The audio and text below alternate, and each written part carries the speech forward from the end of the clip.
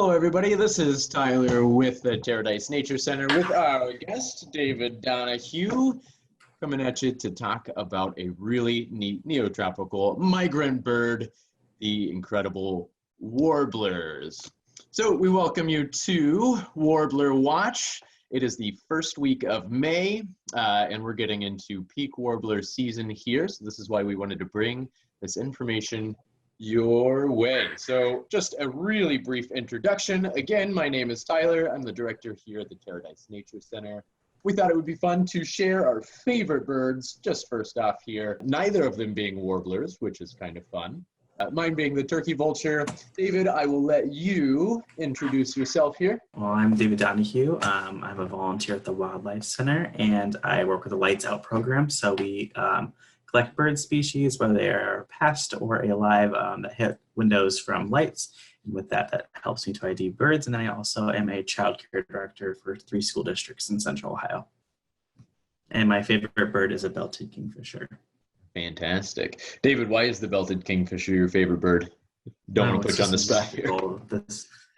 The size of the bill overall is just crazy, and amount of flight it does, the call it makes, it's just beautiful.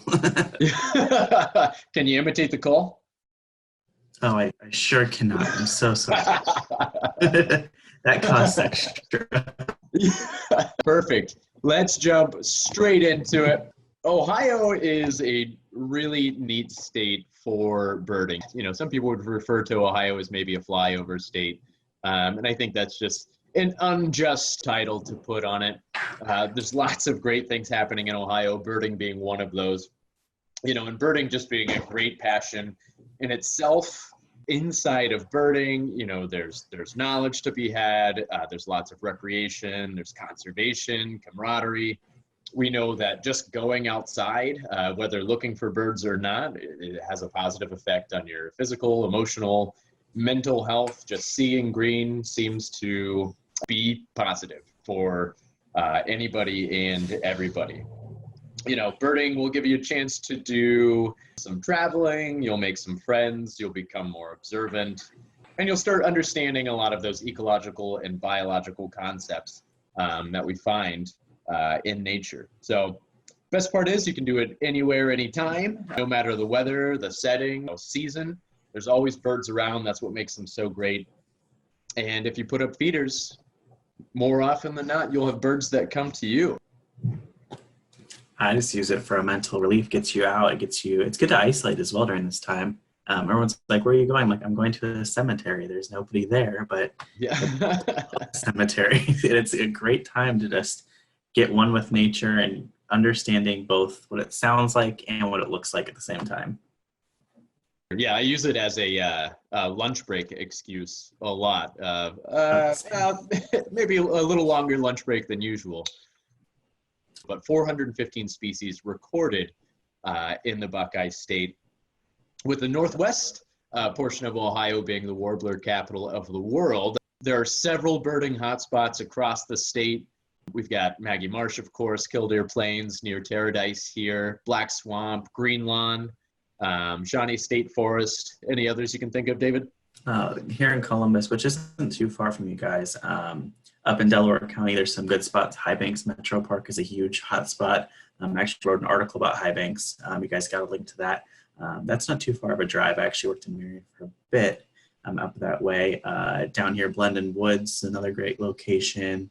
Durancho Park is right down the street from me, and that turned into a huge hotspot this year. We've seen most species that have passed through. I'd say out of the 415 species, a good portion passed through Ohio last year. We had so many rare birds come through. So It's a great time just to see what you can find. And Killdeer Plains was one of those spots. You got a sharp-tailed sandpiper last year, which finding that in the lower 50 states is near impossible. Of those 415 species that have been observed, about 300 of those occur annually, with 180 species actually breeding in the state of Ohio. And you start to think like, oh my goodness, like 180 species of bird. I didn't even know that existed. But I was just thinking about the past few days of just passively birding. And, you know, I'm thinking about chickadees and titmice and a variety of woodpeckers and nuthatch, brown-headed cowbirds and phoebes and great crested flycatchers, and it really it's amazing the number of species that we have going through Ohio. It really is. And 52 species alone tonight, so that's awesome. Yeah, 52 alone in one evening. That's incredible. Exactly. Probably one of the most important aspects when we're talking about warblers is migration, and more specifically, spring migration. And in North America, what we see is that there are 4 major flyways, or 4 major kind of routes north for migrating birds. Ohio happens to sit in the Mississippi Flyway, but we're right on the edge of that Atlantic Flyway too, so we can get a lot of those really neat eastern and East Coast birds that kind of drift over to Ohio occasionally as well. But birds generally follow temperature. That's how they know when to go from place to place. They're traveling north, at least generally, for their breeding grounds. When they're heading south, they're just trying to escape the northern winters here, some of those harsh temperatures. Warblers being incredible at this migration, which is several thousands of miles one way. For spring migrations, males tend to arrive a little bit before the females, just to try to establish a lot of that territory. In the fall, we don't get too much of a rush of migration like we do in the spring, when we're seeing all sorts of birds show up at the same time. Fall, we call it a melt away, which is where birds just kind of slowly start making their way south. There's no real rush. There's not that increased pressure of getting here before, your competition and establishing that territory. So. Right. So while doing our Lights Out program, we definitely get a lot of warblers that are strikes. And we've already done a full year seasons. We did a spring and a fall. And for a lot of new birders, they actually checked out our Lights Out program, and they got to also recognize that in the spring, the change in the look of how you can easily tell bird from bird is so prominent. But in the fall, some of the birds look almost identical, and there's so few things that tell them apart. It makes it very, very difficult. They're all a lot dingier in color, overall a brownish tan on most species. In the spring, you have the bright, bright colors that really pop and are easy to identify. As we go species through species, you'll be able to see easily how they are to be told apart just by specific things. But in the fall, most of those things are gone. And it's turned into a streaky brown bird, a lot like a sparrow, as you'll call it, and a house finch. They're just very, very difficult to tell apart unless you really, really look at them. Yeah, and we should note at this point, before we get to those individual warblers, that a lot of the photographs that we do have of each warbler are from David. He was kind enough to lend those photographs to us for this presentation. So yeah, absolutely. They're fantastic. So when we get into the world of warblers, generally arboreal, which means they stick to the tops of the trees, but that is in no way true for all species of warbler. Insect eating, for the most part. We've talked about them being super heavy migrants, a lot of them wintering in Central and South America. Of the about 37 species that pass through Ohio annually, 25 of those species nest in Ohio. Probably something important to note is they don't blanket nest over Ohio, right? You don't have the same chance of seeing every single species in every single park you might go, right? There's a variety of habitats, and there are several species that will only nest in certain hemlock groves or certain counties of Ohio, or only on the east portion of Ohio, or only in the Northeast. So, don't expect to go out to kill deer and see every single, all 25 species. Unfortunately, not the reality, but we will pinpoint some locations where these specific warblers are nesting, and then also the habitat to look for these warblers as well. So, all right, let's jump into it. David, do you want to start us off with some facts, and then I'll just follow you up? Yeah. Sure, yes. So the black and white warbler, I've already seen a good portion of those coming through already this year. They actually started out a little earlier this year. This bird is very easy to see on a mid-level of a tree, moving up high, but usually about 5 feet and up. and they love to wrap the trees. So basically they're gonna move in like a spiral pattern. They're gonna crawl the branches. So if you see a warbler that's black and white, it could be, you think it's a downy woodpecker, you could think it's a nuthatch. I mentioned later on, always double check those birds, because something that looks like a woodpecker, something that looks like a nuthatch, could end up being a black and white warbler. They are very streaky in pattern, and they're very, very small, but they just like to wrap those trees, going around and around and around, collecting the insects off the bark. They don't go to the end of branches very much. You always catch them closer to the trunk. Black and white warbler, that scientific name. I'm going to try not to butcher all of these. Minoitilta varia, which translates to varicolored moss picker. Most often found in your woodlands. Underneath that, you're going to see some dates, mid-May through mid-July. That's just to point out kind of your best chance at a glance there, right? So when to go out and look for a lot of these birds. Yep, and they're coming through. Another good note for them for the fall, if you're to look at the bird, and you're looking at the picture here, if you look underneath the bottom pattern, rather than being black and white streaky, it turns to a yellow coloration in the fall. How I try to remember is thinking, oh goodness, probably rubbed against all the leaves that are falling, and plumage-wise, it's causing that tannin and dirty dinginess on the bottom, but it actually turns to a yellowish tinge underneath. It looks almost like the black-poll warbler. But the leg color is so important for a black and white. The black legs there are one of the big ID notifiers for that bird. The black poll, which we may talk about later, has orange legs or yellowish legs. There are brighter legs. This black leg is very indicative to the black and white warbler. The field markings for, not only warblers, but any birds you're looking at that might be similar in size and shape and behavior. Those field markings are really, really important when it comes to discerning species by species. Chestnut-sided warbler. I remember my first time seeing a chestnut-sided warbler, and I was pumped. Gosh, I was just floored by how beautiful this bird was. What experience do you have with them, David?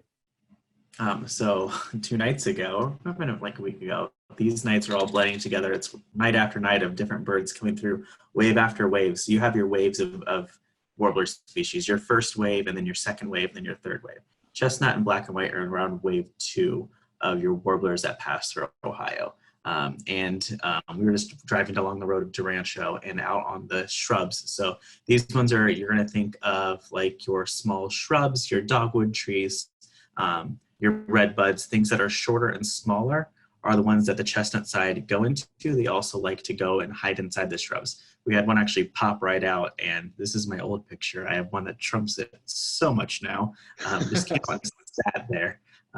But obviously there's a great identifier there that makes the chestnut side. It's the same in the fall and the spring. It's the chestnut sides right there. And it's just so magical to see that beautiful chestnut color and that golden crown just pop out of nowhere. It's not really a nester in Ohio. They just kind of pass on through. Best chance to see chestnut-sided is in the fall. What about in the spring, David? Spring, it's hit or miss. I'll say fall. We'll also talk about the bay-breasted. The fall, where you're chestnut-sided and bay-breasted, you're going to get them so many numbers in the fall. And they're a bit different coloration in the fall, too. Don't have a picture here to have best ID markings on it, but the chestnut sides are still there, but there are some different colors when it comes to those spatial markings. And the side of the warbler in the fall, there's a lot more gold and a lot lighter in coloration, but definitely in fall, it's very common to see chestnut-sided. Great. Yeah, here we've got a pretty common one in Ohio. Definitely a nester, the common yellow throat. This one is very common. Definitely if you make your way down to Clear Creek Metro Park in southern Columbus, seeing me using the masses, that's actually where this photo's from. Close to 60 in a day easily, like so many common yellow throat. The call also, once you hear the call one time, and then you hear it again, then you hear it all spring and all fall. Like that call is very loud. It covers throughout the entire the field space you're in. Definitely right here, if you look at the bird, the male and the female are dimorphic. The female is a lot like the Connecticut and the mourning warblers. when it comes to their facial markings. So this is the male. You can see the black mask on the face, the gray on top of that. For the female, remove the black mask and the gray coloration above the head is extended down through the mask with no eye ring. So an eye ring would be the coloration. So imagine my glasses here. If it was a circle eye around, I don't know if you can see me, but if you do a circle around your eye and it's a thin line, a line would be what we call an eye ring. So for a common yellow throat, there is no eye ring on both the male and the female. If there is an eye ring, you then have to discern from Connecticut versus mourning warbler. But this is definitely, this bird loves to stay down low, loves to be in fields, lots and lots of fields, lots and lots of marshes. It pops down for a second, walks up to the top of the reed, and then it's gone. And you can hear it, but seeing it, it can take so long for it to pop back up because they literally are weaving through, standing on the branches underneath, standing on the ground. Very, very hard to see unless they pop up. Yeah, for sure. I think all of my experience with common yellowthroat has been kind of chest level or lower. I've never seen them, very high in the trees at all. And that call sounding somewhat like a witchety, witchety, witchety, almost would compare it to like a Carolina wren. Yes. A lot of times, you hear them before you see them. Yep. When the next bird here, I always got these two confused when I started to begin the Warbler watching. And that's because they're kind of exact opposites as far as plumage go. And I would always get them confused. But this is the hooded warbler, of course. It's a great warbler. You can definitely tell the hood here. Kind of indicative of a hijab when you think of different cultures. Definitely looks like a hijab. And with the black hood on there, if it is immature or not in breeding plumage, and females, sometimes the hood will not be present. And instead, it sometimes is a dingier color, and sometimes the bird almost looks like a yellow warbler. This call is very loud as well, just like its friend, the common yellowthroat. Definitely have to listen to those calls to get that. This one you can find usually on mid-level, so I'd say 5 feet to 15 feet usually between there. Definitely where they breed is where to look. That's probably mid-Ohio and probably a little farther down. We have land out in Vinton County. And definitely saw a bunch down there. I've seen a great number here at High Banks multiple times. We've seen them at Green Lawn Cemetery this year and over at Rancho as well. So they're passing through quickly, but they do have a great call. Speaking of calls, I know probably we'll talk about great apps to use. Some apps I like to use on my phone. I always have eBird on my phone because I like to record data. It's very important to record your data of what you see because it helps to notify others, especially if it's a rare species or a species that is not common in your area. It can also mark a nesting. There's options to click nesting or just seeing a bird. It's kind of like your own special checklist if you do Pokemon Go. This is my version of Pokemon Go, collecting as many as possible. Last year I got 286 species for Ohio. It took me forever, but it was a great time going from place to place. But that's where you can do your recordings. And then an app called Merlin is great for beginners and for anyone. I use it daily still. You can take a picture of a bird on the back of your phone. I always recommend downloading the photo instead of, on the back of your camera. Always download the photo because you get the best quality when you upload. You can upload a photo and see what the ID is. It also, if you explore the birds through their main directory, you can also take a look and listen to their sounds, their calls, and their chip notes, which is the basic like chip, chip, chip, chip. All bird makes a chip and a song as well, or most birds do a chip and a song. So you can learn the 2 different ways that they speak, and you can also get multiple different types of visuals on them, both the male, the female, immature, mature, and this is for all species, not only warbler species. An important thing to note as well, though, if you are listening to a call, make sure to do it quietly and do only listen to it once. And not when you're around a species. These birds are trying to find mates, they're trying to nest, and playing a call like this can cause some great disturbance in the birds, and we don't want to cause them to be stressed or anxiety or think that you are a mating pair and they get confused and try to find the bird. I think that last point is something that's really, really important and vital when looking for these breeding birds, is to not disrupt them with playing calls, which I know can be kind of tempting, right? To lure the birds out. At least that's the thought, to see them a little bit closer, but definitely not something that we want to do. You want to see these birds, from a distance. Wilsonia citrina, which is one I didn't butcher too much there. That's named after Alexander Wilson. He was the father of ornithology, which is, of course, the study of birds. And citrina simply means lemon colored. You can definitely see that looking at this bird here. Something else about this bird, and you can see it definitely in this photo, and when you compare it to the photos that we're going to see after this and even before this, I've heard that this bird has the largest eyes of any of the warblers that we're going to see, at least in Ohio. Because I easily can agree with that. Yeah. Because it spends so much time in the understory in that shaded area. Every species is unique in its own special way. Getting to watch to see how it behaves is super awesome. Biggest thing about here is like what you're talking about, getting the best picture of the bird. You have to go out like an hour every night, and then the picture you want the first time or the second time. But just like the chestnut-sided last week or earlier this week, it just popped up because we were just walking through. And if you're on that branch, you get it quickly and you get the picture you've always wanted to see of it. But you also get to experience that bird at the same time. Oh yeah, absolutely. And I think it's also important to point out that experience is the most important thing, right? Not really snapping the picture, but what I would encourage people to do is, if you're starting your warbler watch, just take your binoculars out for the first, couple trips. Get familiar with the birds, get familiar with their behavior, and then kind of where to go and what you're doing. You don't have to get a picture of the bird, to record it on eBird or to mark your checklist. You don't have to get a picture. You can simply see and identify the birds, and I think that's really important. We're going to head to probably my favorite warbler, which is the Magnolia Warbler. The coloration, the contrast of this bird, it's so awesome to see it when you're like looking at the branch. I've seen a few already this year. Just seeing them just pop up out of nowhere, and that coloration, I don't know even how to describe it. It's almost like the best cartoon movie you can think of. And it's like, how did they create that character? It's just like, how did they do that? That stripe of black down the middle of the eye, and then the coloration above and below. I know you're like thinking, that looks just like a common yellowthroat, but not really. There's the streaking on the chest. There's the white eye line behind the eye. There's a slight eye ring right there. That's a broken eye ring, which means that it's eye ring above and eye ring below. And there's no eye ring on either side.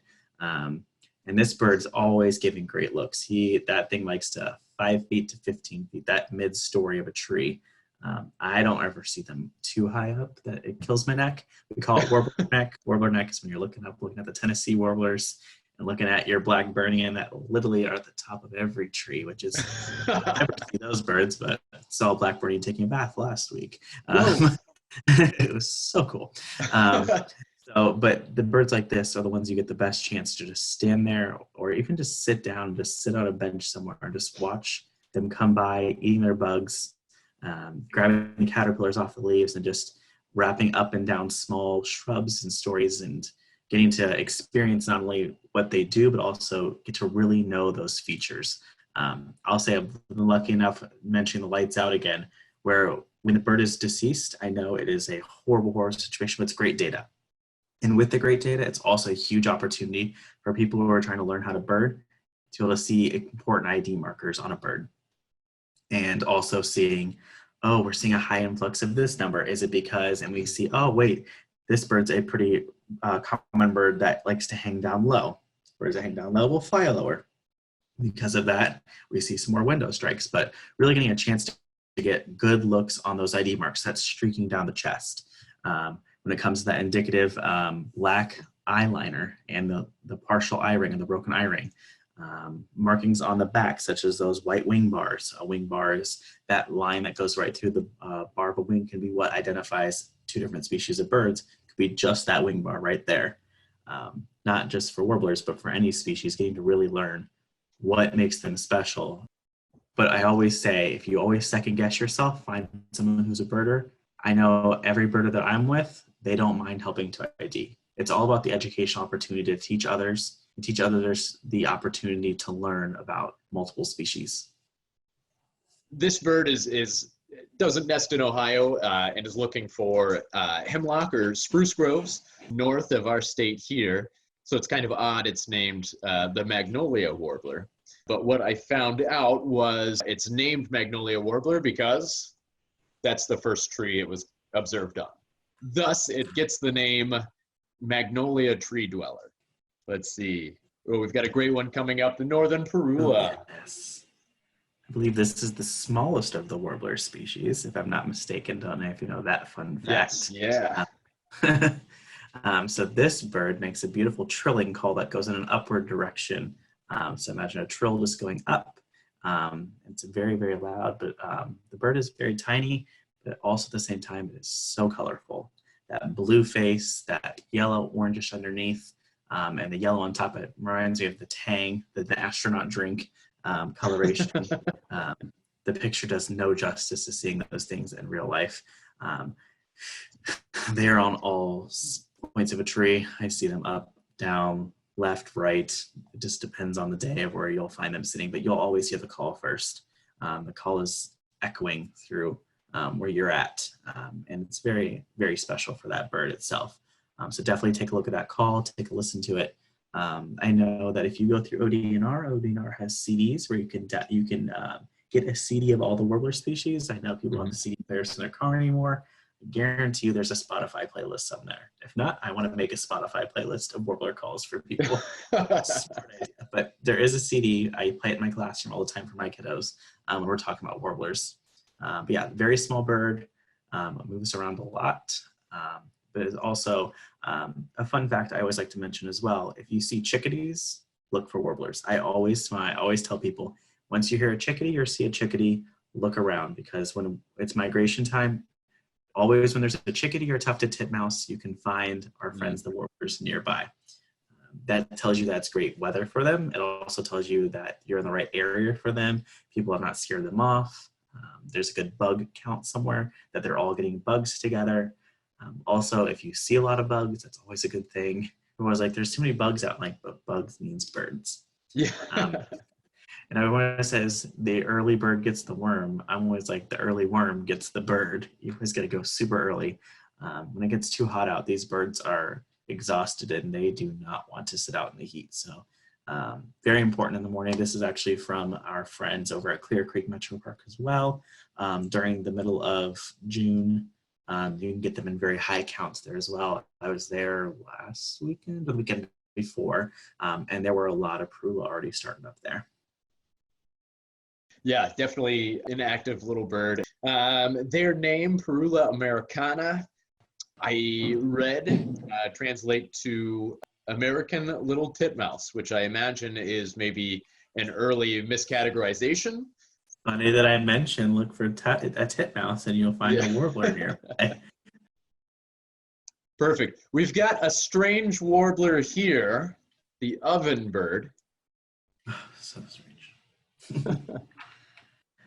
I would call this bird more of a thrush than a warbler half the time. It's so, if you look up thrush species, there are very common thrush species in Ohio. So you have your gray-cheeked, your wood thrush, your veery, and your Swainson's thrush. They're common thrush species that look a lot like this bird. So I mentioned those birds because it's very important that when you're out and you see a bird, don't just assume it's a thrush species. Also, a robin is a thrush species. Mm-hmm. But this bird looks a lot like a Swainson's thrush when it comes to the striping on the chest, the yellow coloration on the eye, and not a flat pattern across the eye. So for a gray-cheeked thrush, you'll not see any coloration around the eye. It's just a gray color. There's no eye ring or anything. But for this bird, it's about half the size of those. I would say maybe even 3/4 the size of those. You can start to see it in this picture, but it has a huge orange stripe down its head, which is very important for that bird. The color is very close to the floor it's on at all times. They love to walk around and they look just like a leaf, which is a huge problem 95% of the time to see them. So definitely making sure to scope the ground is very important, as well as scoping up. So it's going up and down, because there are some warblers that really like to hang on the ground. The ovenbird is the most commonly on the ground and walking in Ohio. And also your morning warblers and your Connecticut's like to hang out down low. Ovenbird, named Ovenbird because of the shape of their nest. It looks like an old-fashioned brick oven. Their scientific name translating to water thrush, wave-tailed, golden-crowned. So, Which its cousins are the water thrush, because the water thrush are also warbler species that shouldn't be warbler species in my brain. yeah, exactly. And northern are very common ones that nest here, but they don't look like warblers to me either, but they look closer to an ovenbird. So definitely two other species. I was going to mention them, but get brought right up here, the water thrush species, last name thrush in that portion. So thrush, they're also migrating species. They come through at the same exact time as the warblers are coming through. So they are here now, and they came through with wave 1/2 of most of our warblers. Perfect. We've got our prairie warblers. They have my favorite call of any warbler. Cool call. Kind of sounds like a spaceship taking off. Yeah, spaceship mixed with stairs, I feel like. Yeah. Pattern going up. Amazing bird. Picture does no justice to the colors on the face and the markings on the face for this bird.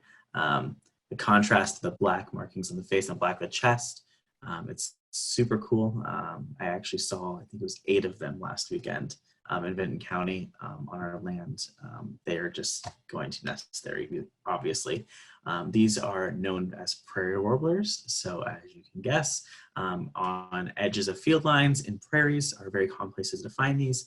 They like to hang out. So if you think of a big prairie in your area, so Kildare Plains is a big prairie, thinking of the shrub trees on top of those shrub trees as common places to find them. They like to move up to the top with the blue-winged warblers, but they also are a very southerny bird as well, very common to find down in southern Ohio at this point in time with the blue-winged warbler. But definitely if you hear that call, you will not mistake that call. It's very, very easy to tell. Yeah. If people drive to central Ohio, I'll say Darby Bend Lakes is a great location for some great warbler species. Prairie warbler is one of those there. So it's right off the 270 outer belt. So it's an easy way to describe central Ohio is the 270 outer belt. Most of our common places we bird are right off the outer belt, so it's very easy to get to. Also, there's good places to get water thrush, and also some good shorebirds. So if you're a big shorebird person and want to try out shorebirds, which in my next article I'll be writing, shorebirds travel right around the same time as warblers do. So if you're ready for a challenge, you want to double challenge yourself, you can not only do warblers, you can do shorebirds at the same time. Yeah, and then we'll move on to juvenile gulls after that. Oh, lovely, best. I say shorebirds, though, you guys are the closest to the shorebirds of central Ohio, or most of Ohio it is, because Wayne County and Marion County and in-betweens are the places people go to get their shorebirds. So definitely easy travel locations for people around there. The Kildare Plains area, Big Island, 2 really great places there. Yeah. This is a great one. Prothonotary Warbler. So I don't see a star here, but they do nest in Ohio. We actually have a nesting spot here near us, in Columbus. A great bird. Blue-winged warbler looks pretty close to this bird, but there are some markings to tell the difference of them. Blue-winged warbler and Prothonotary warbler are both yellow lemony birds, and that's that second part of their Latin name. They both have a dark coloration on their wing, along with some male yellow warblers. An important thing to note here is if you look at the face, just note that there's nothing around that eye. It just goes right from yellow lemon to a black eye and a long black bill. These are some important field marks for this bird. If you were to see a clean streak through the eye of a black line, that can be a helpful identifier for a blue-winged warbler. But definitely when it comes to Prothonotary, looking for that beautiful, beautiful no coloration around the face and that huge yellow head, but at the same time a very dark, contrasty blue slaty wing. Definitely points out what that species is. The American Redstart. American Redstart is a beautiful bird. Yeah. Very, very dimorphic. The female, I can't even describe the differences, but no black, all gray, everything, all the orange, most of them orange markers are still there. Just imagine this bird in gray and white coloration instead of a black coloration. I love the male breeding plumage here. It's just a very dark bird and very easy to see. Not easy to hear its call because it has a million different calls. And some of its calls are actually shortened versions of other warblers' calls. So I always look for this bird rather than hear this bird. I feel like all my birds in these pictures are all from Clear Creek. Also a great location for American Redstart. Got probably 14 or 15 of them there that day. I don't know if this one, it does nest. I guarantee it nests at Clear Creek. And the amount of numbers that are down there probably nest down as well. A lot of Southern Ohio nesters. I feel like not a lot of nesters. But there are some that nest in Wayne County. I know some species do. But American Redstart, a beautiful, beautiful bird. Looks a lot different in the fall. So definitely look at that bird and try to learn both fall and spring breeding plumage. Depending on when you want to start your birding expedition, definitely mark that date. So I started birding May 29th, 4 years ago. So this is my 4-year anniversary coming up. I like to make sure that feeling special about it and knowing that what you've accomplished year after year is so important for yourself, at least, so you know exactly what you've learned, what you've found that's unique. So some great species in Ohio. Black-legged kittywalk was one of my finds that I loved. A neotropic cormorant this year. We did have one last year, but did find the first one this year, and it's a very rare bird. Finding something special to you that you've wanted to find. The red-breasted nuthatch was a bird that I couldn't find for my first 2 years of birding, and finally found it. So finding that bird you want to find is so important. ODNR has a checklist for Ohio birds. So if you want to make sure you're going through your checklist and getting birds you want to find for Ohio, that's a great checklist. I actually turn it into a Google sheet. So then as I'm walking around, I'm a big Google Sheet fan. It's basically Google Excel for those who have not learned about Google Sheets, but it's able to be edited online. And other people can also edit it as well. That's where I track all my birds that I've gotten. I do have a list for Ohio and I do a list for the United States. So I know which ones I found here and which ones I found out of here. Oh, here we have oh gosh. We have our winter warbler here. Very popular, very, very popular bird. Or populated bird, I guess I should say. Populous. Not popular for me. The butterbutts, yellow-rumped warblers. So there's many different colorations of yellow rumps. Yellow rumps come in all shapes and sizes, well, all the same shape, but colors is so different. Definitely looking, there's the myrtle, there's the Audubon, there's different colorations of this species. Every time you put your bins up, I swear every time it's a myrtle or it's a Audubon. We had one night close to 60 yellow rumped. That was 2 weeks ago at our park. And they are still living it up large. Tonight, I was only at one of my parks for about 10 minutes. And in the 10 minutes I was there, I saw close to 15 yellow rumped. Very, very common species. Calls, not too much, but when it does call, you can definitely get the call down, but they just like to wiggle through the trees. They are found at all heights, all levels, up, down, left, right. They mingle in with every other warbler species. As you can see here, if it wasn't yellow all the way down, you would have thought it was a magnolia. It's just trying to figure out exactly what those special patterns are. So you can see on the back of the tail, there is a yellow coloration, that yellow rump, as why it's called a yellow rumped. Definitely when I put my bins up, the second I see that yellow coloration on the tail, I'm off that bird and I'm on to the next one. Because after seeing close to so many in one night, you'll be like, I don't want to see this bird. And then there'll be like one that's all brown, and then you see the yellow rump. Like, all right, on to the next bird. We know what that one is. I know what that one is. I know what that one is. I'll be admit, I don't use bins or binoculars, as we call them. I bird with my camera. I have a telescoping lens, and I have never used binoculars. And still, I'm rocking so many species. I don't think I will ever use binoculars. It's just too much work to put the lens down and then get the binoculars up and back up again. So find what's best for you when it comes to birding as well. If you have a lens or you purchase a lens and you want to try that out, I have a strap on mine, but I also have a monopod to get more clearer photos. So finding what's best for you to carry around. The lens I have is heavy, so making sure to find something that is best and unique for your situation. Definitely if people have poor eyesight, they might choose a scope. Scopes are also options for, especially over at Killdeer, you can watch people lined up with 50 scopes checking out a bird at times. Scope is a bigger device with a tripod that is easier to see birds at a distance. Binoculars are very common. Definitely places up in Wayne County sell some great ones.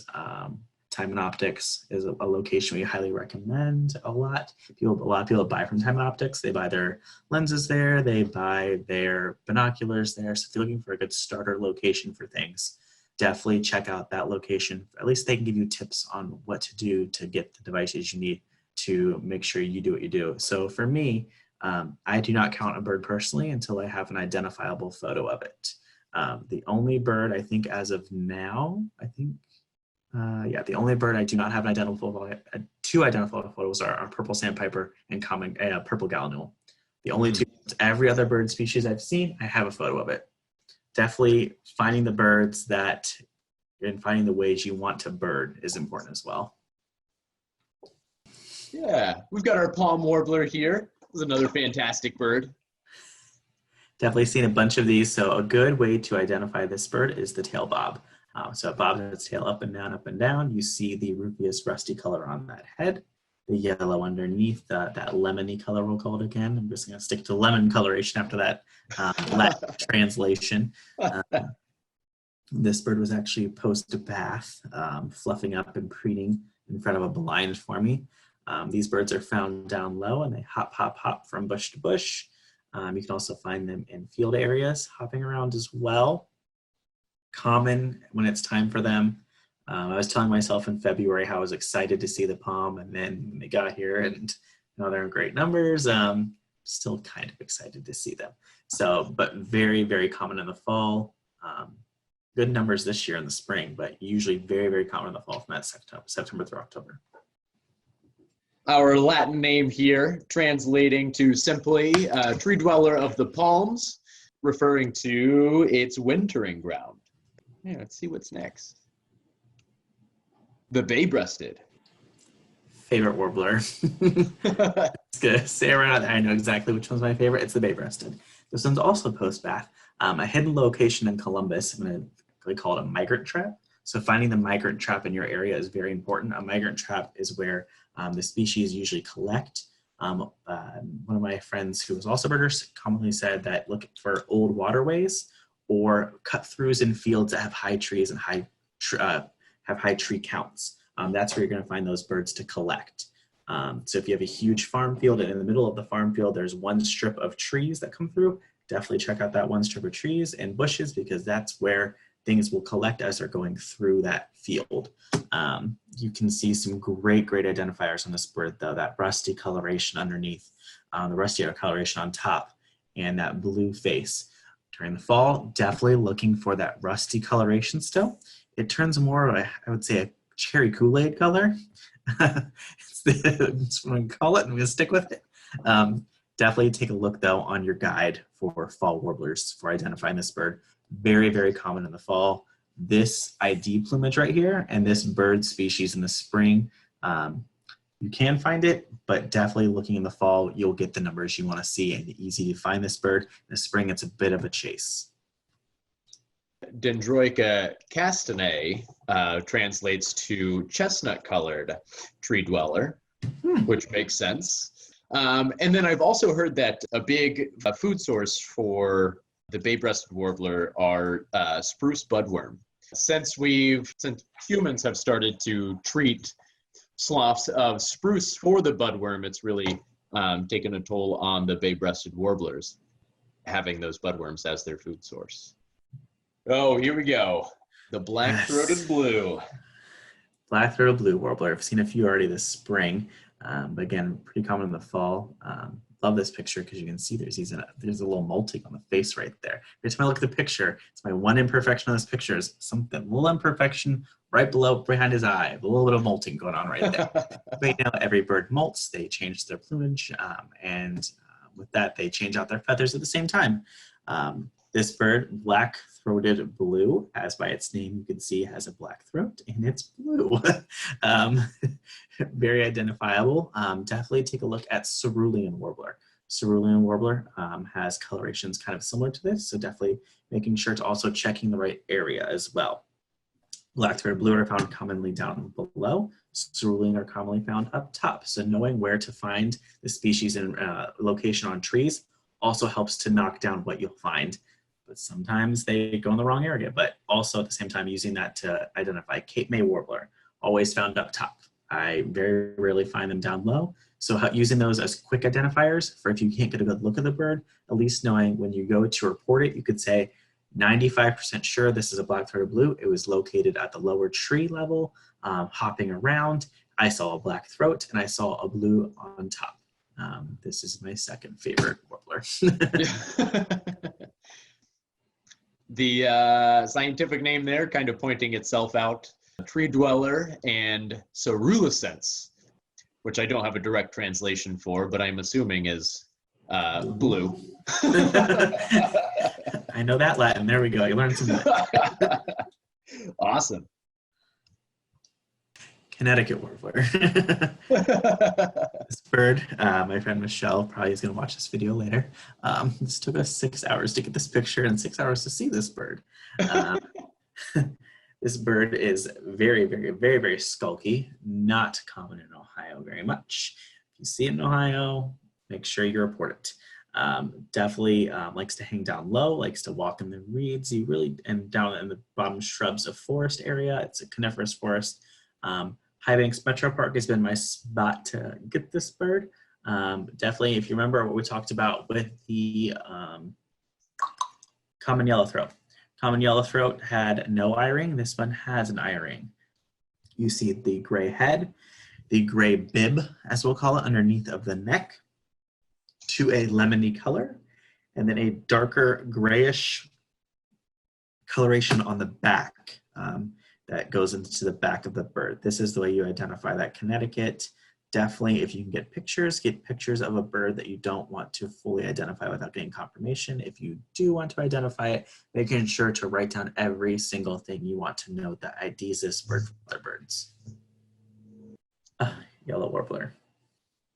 This is a great bird. This picture doesn't do it justice. No picture really does a yellow warbler justice. Seeing in the field the coloration it has, but also for a male in breeding plumage, the red streaking on its chest. So imagine that magnolia warbler, close your eyes, imagine magnolia warbler and how that black streaking on it. Now imagine that in a rusty red color like that babe rusted, that cherry Kool-Aid color, and having some of those red streaks on the face as well, just a little bit. This bird has a very unique call. Make sure to check out its call. And it is found very commonly in the spring and the fall. All levels of trees. I usually find it in cut-throughs, in prairies, in every place known to man. I find myself a yellow warbler randomly spotted. Yeah, this is another one of those birds with a really unique and identifiable song, the sweet, sweet, sweet, I'm so sweet. And it's funny that you mentioned those purple spots on its chest. The name here, Dendroica petitia, just basically translates to purple spotted tree dweller. All right. Oh, black burning warbler. There is a few warbler species. I have a list of birds I'm still trying to get better photos of. This is the #1 bird I've been chasing, trying to get better photos of it, because this bird you find at the top of a treetop. And imagine, so you see this beautiful coloration. I did get it in a waterfall last week, pictures of it, but it was disgusting lighting. Look at that orange face. That face is so unique. This picture, again, they don't really give justice to in the field. Imagining the contrast to that dogwood tree, imagining that mixed with a redbud tree or alongside that pin oak or that maple, that beautiful contrast you'll see easily points out this bird so quickly. And what I really like about in the fall is it turns to a yellow color. A lot of those facial markings you see there, see that I'll call it that triangle, looks like a coyote singing up the air face marking. That's still there in the fall with some yellow around it, and it turns to more of a brownish color. So I'm obsessed with the black mourning warbler for that reason. It's a bird that I really have my finger on every day trying to get a better picture of because it's so unique and that coloration is so beautiful that how it goes almost like a fire setting or a sunset from that dark in the face down to a yellow in the back. It just slowly transitions itself. It's very, very unique. Yeah, it's a really, really striking bird. I think another name for it, or another common name, is the flame-throated warbler. These birds definitely looking for hemlock trees. That scientific name there, translating to dark tree dweller. All right. And then we're on the last few birds here. Perfect. Pine warbler. So this bird, very, very hard to photograph in my opinion. Definitely some great markings for this one. It's a very difficult bird to identify in my opinion. I struggle a lot with the pine warbler because it compares a lot to your yellow-throated vireo.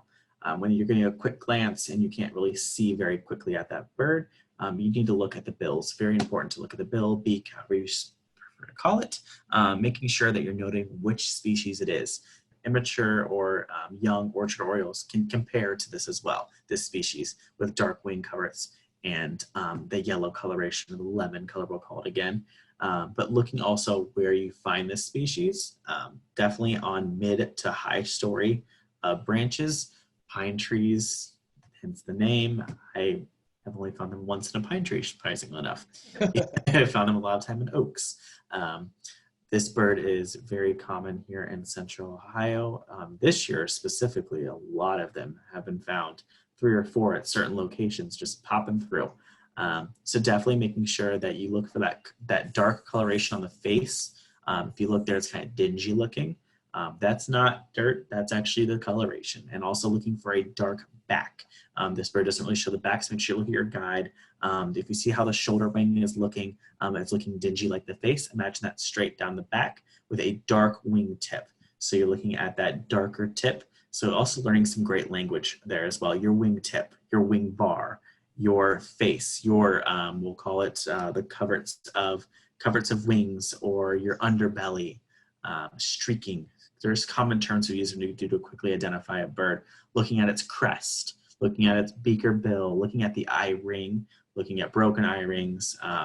Definitely all the things we look at. Leg color, another great eye identifier. That's very important for gulls, which we all love to identify gulls. So definitely looking at the language that's used in books to identify. So when you're helping to identify in the field to somebody else, you're able to then say, hey, I noticed this bird. I saw it has a broken eye ring.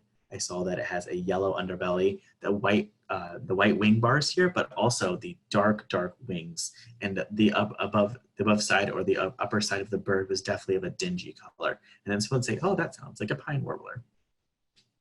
And our last, I think this is our last bird, our yellow-throated warbler. Yes, seen very commonly at the beginning of the stages of our migration in the spring. This was the first warbler most of us found in the spring. Yellow-throated warbler, look at that yellow throat. So how I best identify in my brain. So if you want to think like how my brain thinks, black and white warbler with a yellow throat on it. So I quickly identify that bird, or chickadee with a yellow throat.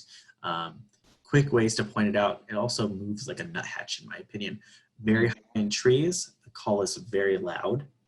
You might think it's right next to you, but it ends up being across the river, kind of. Definitely when it's looking for a mate. A very unique call as well to check out. Check out that dark coloring right alongside to contrast that yellow throat is super awesome and super unique for this species. So definitely use these as identifiers. Some species that weren't mentioned, I like to throw in the bag real quick. Oh, sure. Black-throated green is another great species. There's some great species through Ohio. So black-throated green, yellow head, black throat. For a female, there is no black throat, or an immature, sometimes no black throat. So check out that species, black-throated green. Swainson's warbler has made its way into Ohio last year one time. That was a random species that we all went and chased. Definitely a lot of warblers to check out to make sure that you learn one by one what they are and how unique they are. The differences between a Louisiana water thrush and a northern water thrush. There's very small things, but also sometimes the only way you can identify the differences is by a call. So learning those calls, I'll admit I am a horrible person when it comes to memorizing calls. When it comes to looking at a bird, I'm better with facial recognition than I am with sounds. And that's just how my brain works. So trying to find the best way for you to learn quickly will help you quickly to succeed in identifying those birds. We're kind of talking about tips, tricks when it comes to identifying or looking for, watching for warblers. And this is really true for any type of bird. There's about 100 ways to identify a bird. You know, you can look at the field markings we've been talking about and using that language, that birding language that we've been referring to. You know, you can use the calls, you can use the flight patterns. You can kind of preemptively guess what birds you might be seeing depending on what habitat you're going to be going into, kind of studying up on those birds and getting an idea, or looking at the type of bird that you might be going to see. But as far as warblers go, I mean, a good rule of thumb is to look high into the trees. Like we said, the arboreal species, they're going to be hopping around. They're going to be super active. So you've got to be ready for, you know, looking from this tree to this tree to that branch, you know, that warbler neck that David referred to. It's a real thing. Seek a chiropractor before you start birding. Yeah. It helps. Some tips I recommend any weather for birding. So if you read my article, definitely on a rainy day, when the rain stops for about 2 minutes, those bugs come out, those birds will run and they will start flying around. So checking every day for birding. I go every day, any day. Finding a local patch near you and trying to learn what those species are in your local area is really awesome. I have a few local patches for myself. Making sure during this time to social distance and be safe when you're birding is very, very important. Backyard birding is very common as well. If you have a nice yard, try just checking your yard because you'd be shocked to what you find in your yard. Put up your feeders, check your feeders. But during this time, making sure, I know we have big challenges of your backyard birding challenge. Use that as an opportunity to live stream a feeder if you want. It's really important, but also get out and get to nature. It's the best mental therapy you can get. Yeah, and just like with anything else, it'll take practice. You know, if you're just getting out there and beginning, you know, it'll take a few tries to, you know, you have your obvious birds, and then some birds you think might be obvious. But when you're out and the pressure's on and you want an ID, you know, you're going to be finding yourself like, oh, what the heck was that? You know? Yep, every time. Or questioning yourself. Is that really that? Could it be that bird? And it's yes. that you question. That was that kitty wake. I was like, is this really not a Bonaparte skull? And it's like really getting pictures and then sending it to this person and say, is this really what this is? And then you get an OMG back, you know you found it. Yeah. Black Swamp Bird Observatory is putting on your local patch birding blitz. And they're just asking that you kind of check out your backyard this upcoming weekend and identify some birds with them. Are you going to be partaking, David? Most likely. We do have some local patches where I've been great at social isolating. Cemeteries again. Yeah. Kiwanis Riverway Park. Place to do it. Yeah. Yeah. Kiwanis Riverway Park is 2 minutes down the road, and I also share the field space with the Ohio State Livestock Farm where we have upland sandpipers at. So I walk over there. That's an awesome spot over there. Yeah. Oh, it's amazing, and it's literally right here. I hear the nighthawks at night. That's definitely perfect. want to give a huge shout out to the Black Swamp Bird Observatory to organizing all of this. Definitely organizing. I'm gonna market this shirt real quick. Bird on. Oh yeah. So if you want to check out the hashtag Bird On with Rogue Birders, all donations from these shirts are going towards Black Swamp Bird Observatory. They're also selling coffee and coffee cups now. So definitely, if you want to help donate to a great cause, Black Swamp Bird Observatory is actually located on the grounds with McGee Marsh. So you definitely can check that out when you're up there. They all do a lot of banding. I have some friends who do banding with them, and they also do a lot of data and educational opportunities. You know, go take a hike this weekend and try and find some birds. Tools that we were talking about earlier, we've got on the far left here, we've got our Merlin ID, Merlin Bird ID. That's that mobile app that you can pull up and you can look at maps, you can look at descriptions, photographs, you can bring up and play calls. On the far right, we've got our iNaturalist logo. I love iNaturalist. It's kind of like social media for biologists, naturalists. Super easy to use, super intuitive. If you snap a photo, log into your iNaturalist account, upload that photo. You don't even have to know what it is you're taking a picture of. If you get a clear enough picture, it will suggest an ID to you straight from the upload page, which is an amazing tool. If you're unsure, still unsure after that, go ahead and send it through, and then there will be other naturalists on that page that are constantly checking new uploads, and they'll help you ID. The ODNR releases great, I mean, absolutely fantastic field guides and birdsong CDs, which you can download from their website. You can get a paper version, a book version of these. You can download a PDF to your phone or to your desktop. They are fantastic. There's a specific warbler guide that will help you identify some of the warblers, but there's also shorebirds, there's also common birds of Ohio, there are raptors of Ohio, so they really parse it out nicely. They also have like that breakdown to when the warblers come as well. So they let you know when to expect what warblers. They have a whole sheet on that as well, which is really helpful to know because they all come at different waves, as I was talking about. There's different waves for these species. So checking out the ODNR resources of, I'm trying to find the bay-breasted, I want to see a bay-breasted. It tells you when to really look for that and when they're really pushing through. The ODNR does great work in the state here, state of Ohio. You know, can't say enough great things about them. So. And then, of course, eBird, right? Your online bird checklist. A lot of information on where people are finding and seeking certain bird species. So if you're on the lookout for something, that's a good resource to have as well. Yeah, so hopefully we walk away today knowing a little bit more about warblers, birding in Ohio itself, some of the tools we can use, and then identifying some of those specific species. So we thank you a ton, David. Perfect, no problem.